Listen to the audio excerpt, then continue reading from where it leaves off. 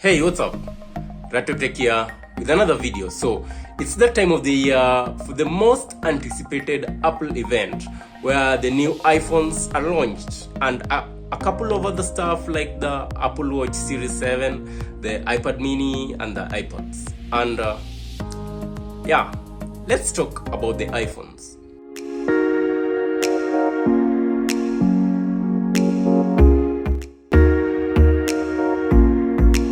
Okay, let me just put this out and just say that there aren't as much updates as expected, or rather, well, it's Apple obvious, but comparing the cost of the event vis-a-vis the announced product, I kind of feel a little offended, or maybe I just expected a lot.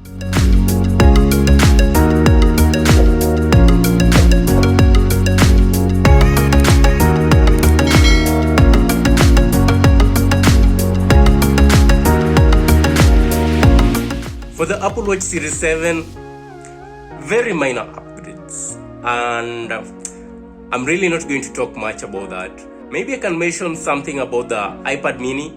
Now at least we have a USB Type-C, a A13 Bionic chip, and aluminum body. It's just an easy iPad to recommend, that's it. And something that caught my attention so much about the iPad mini is the USB port C. Okay, let me just play this part for you guys to hear. And we know that iPad users rely on ultra-fast connections. Well, the most mobile iPad is about to get a lot faster and even more versatile.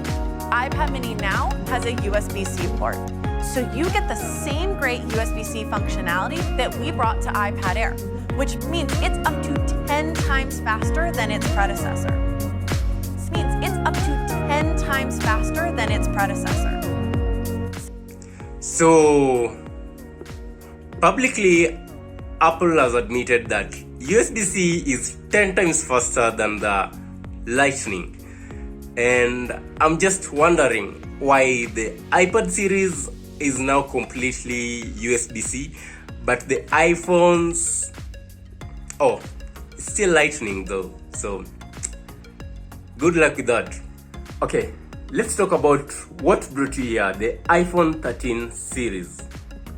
The iPhone 13 consists of the iPhone 13 mini, the iPhone 13, the iPhone 13 Pro, and the iPhone 13 Pro Max.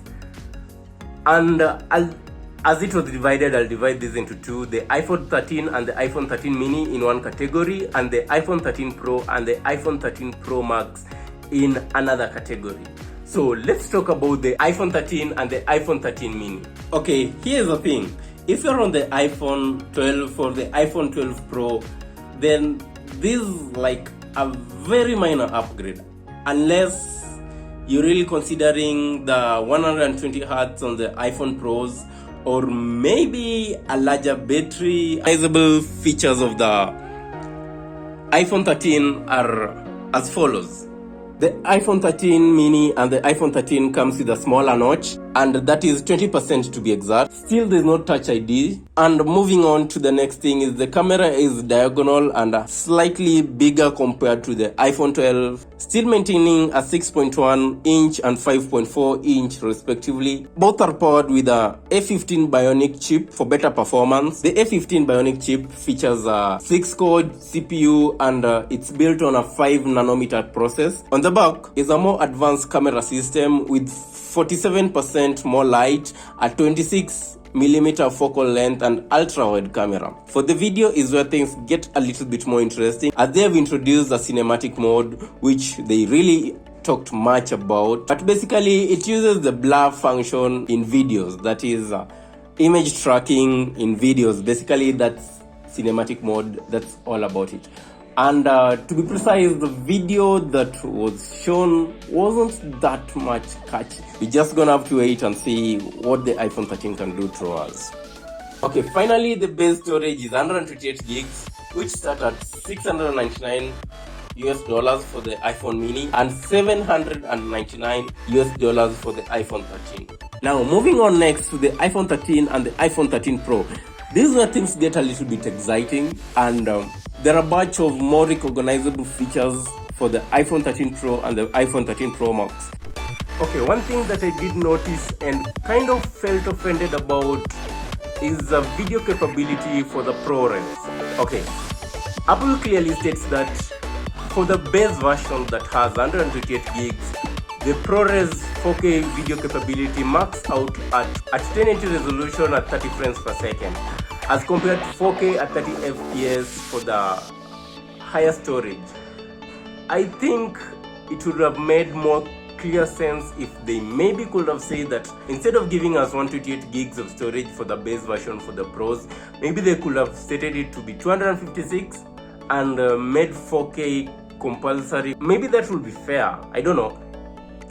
You can leave your comments and tell me what you think about that. Okay, the key features for the iPhone 13 Pros include a maxed storage of 1 terabyte, more colors, and a powerful A15 Bionic chip, a 20% smaller notch, a brighter XDR Pro motion display for refresh rate from 10Hz to 120Hz.